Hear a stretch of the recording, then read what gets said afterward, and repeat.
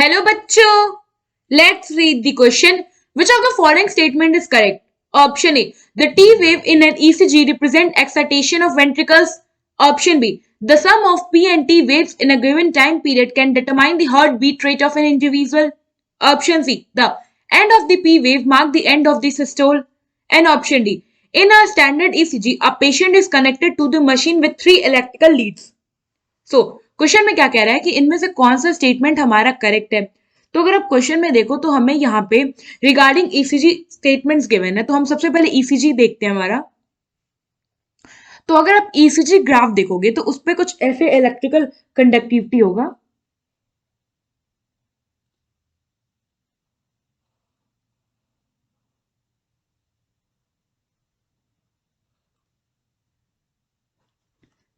ना ये हो गया हमारा पी वेव, ये हो गया हमारा Q R N S segment, and ये हो गया हमारा T wave.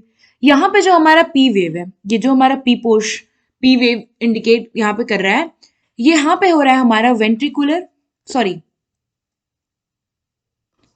P wave represent कर रहा है कि यहाँ हो रहा है हमारा एट्रियल डीपोलराइजेशन। एट्रियल डीपोलराइजेशन का मतलब है कि यहाँ पे हो रहा है एट्रियल कॉन्ट्रैक्शन, यानी कि एट्रिया जो है हमारी हार्ट की वो कॉन्ट्रैक्टेड मोड में है।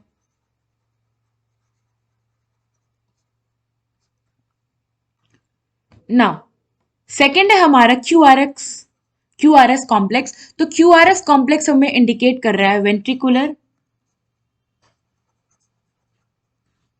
डीपोलराइजेशन।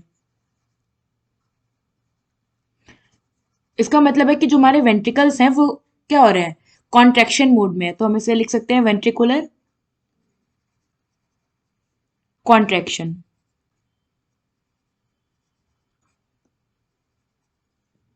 नाउ थर्ड जो है हमारा टी सेगमेंट। तो यहां पे जो टी सेगमेंट है ये बेसिकली हमें इंडिकेट कर रहा है वेंट्रिकुलर रीपोलराइजेशन। मींस कि यहां पे जो हमारे वेंट्रिकल्स हैं ये रिलैक्स मोड में है, तो हम इसे क्या लिख सकते हैं, वेंट्रिकुलर रिलैक्सेशन। नाउ यहां बात करें एट्रियल कॉन्ट्रैक्शन, तो हम इसे क्या लिख सकते हैं, एट्रियल सिस्टोल। क्योंकि एट्रियल कॉन्ट्रैक्शन यहाँ पे क्या है, बेसिकली सिस्टोल कॉन्ट्रैक्शन को इंडिकेट करने के लिए हम सिस्टोल टर्म यूज करते हैं, और रिलैक्सेशन को इंडिकेट करने के लिए हम डायस्टोल टर्म यूज करते हैं। तो यहाँ पे हो गया हमारा वेंट्रिकुलर सिस्टोल,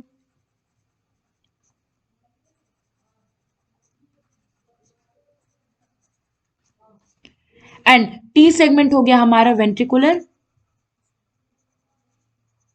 डायस्टोल।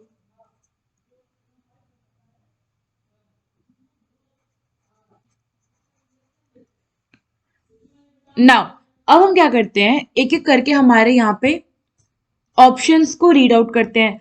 तो फर्स्ट ऑप्शन में हमें क्या कह रहा है, स्टेटमेंट गिवन है कि जो हमारा टी वेव होता है इन एन ईसीजी में वो रिप्रेजेंट करता है एक्साइटेशन ऑफ वेंट्रिकल्स। बट यहाँ पे अगर आप देखो तो ये हमारा वेंट्रिकल्स का रिलैक्सेशन इंडिकेट कर रहा है, और एक्साइटेशन कौन इंडिकेट कर रहा है, हमारा P Q R segment, sorry हमारा क्यू आर एस सेगमेंट। सो जो क्यू आर एस सेगमेंट है ये हमारा वेंट्रिकल्स का एक्साइटेशन इंडिकेट कर रहा है, और जो हमारा टी वेव है ये वेंट्रिकल्स का रिलैक्सेशन इंडिकेट कर रहा है, टी वेव रिलैक्सेशन। सो ये वाला हमारा स्टेटमेंट क्या है, इनकरेक्ट है। ना स्टेटमेंट सेकंड हम देखें तो इसमें क्या कह रहा है कि जो सम होता है पी और टी वेव का वो क्या बताता है, उससे हम क्या बता सकते हैं कि जो हमारा हार्ट रेट है किसी इंडिविजुअल का उसका टाइम पीरियड क्या है। सो ये भी हमारा स्टेटमेंट क्या है, इनकरेक्ट है। क्यूआरएस जो हमारा क्यूआरएस सेगमेंट है इसको काउंट करके हम ये बता सकते हैं कि पेशेंट का हार्ट बीट कितना है। ना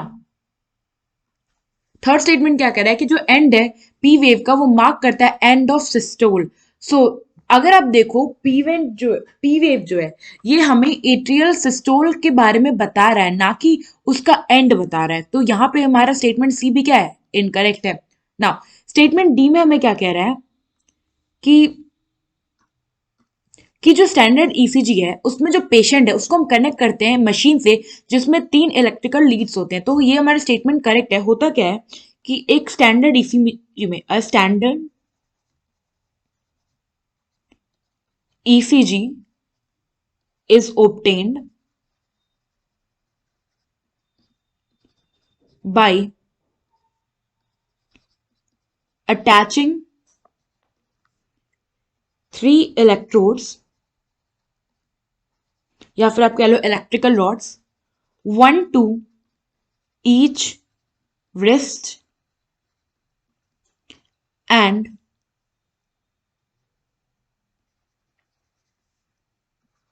another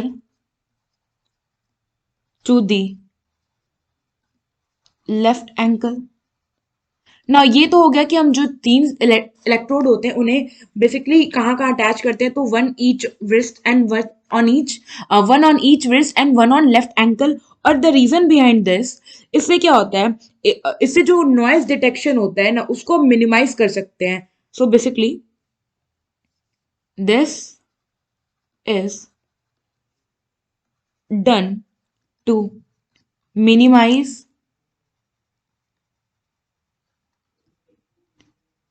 any noise detection by the activity of action potential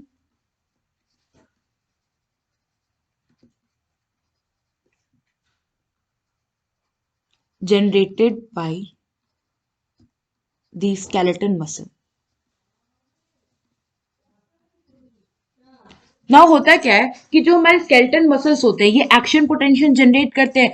तो उनसे क्या हो सकता है, नॉइज हो सकता है, जिससे कि जो इलेक्ट्रिकल एक्टिविटी हार्ट की वो थोड़ी सी डिस्टर्ब हो सकती है। तो इसलिए हम क्या करते हैं, उस नॉइज को प्रिवेंट करने के लिए हम ये स्टैंडर्ड ईसीजी में ये 3 इलेक्ट्रोड्स यूज करते हैं। सो यहाँ पे जो हमारा करेक्ट ऑप्शन है वो है हमारा ऑप्शन डी। आई होप आपको ये क्वेश्चन समझ में आया होगा। Thank you.